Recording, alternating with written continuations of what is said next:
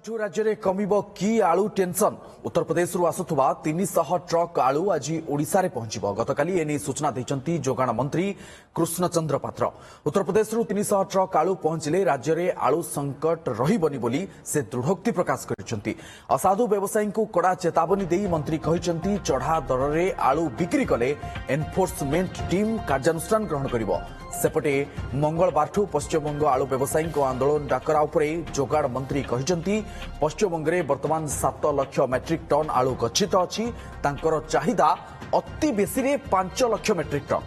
तेणु बाकी 2 lakh metric ton आलू सेमाने अन्य राज्य को दे पारिबे किंतु पश्चिमबंग सरकार अनुमति देउ नथिबारु व्यवसायी क्षति सहिबे सेथिपाई पश्चिमबंग व्यवसायी आंदोलन को ओह्लाइचंती। पश्चिमबंग व्यवसायी ओडिशा को आलू पठाइबा पई चाहुचंती किंतु सेठाकार सरकार अनुमति देउ नथिबा कहिचंती जोगाण मंत्री।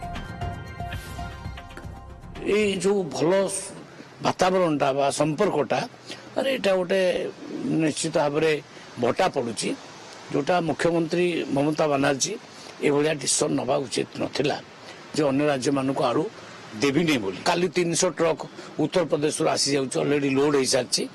बाटे अच्छी से काली बोधे पहुंची 300 ट्रक आलू नियंत्रण को पूरा आसी जाइए अभिज्ञा तो 35 टका आलू केजी अच्छी मु मार्केट खबर नौली कोटी कोटी अति बेसी 40 टका अच्छी जदि अधिक रेट रे किए बाई चांस बिकिबो तो आम एक्शन नबो।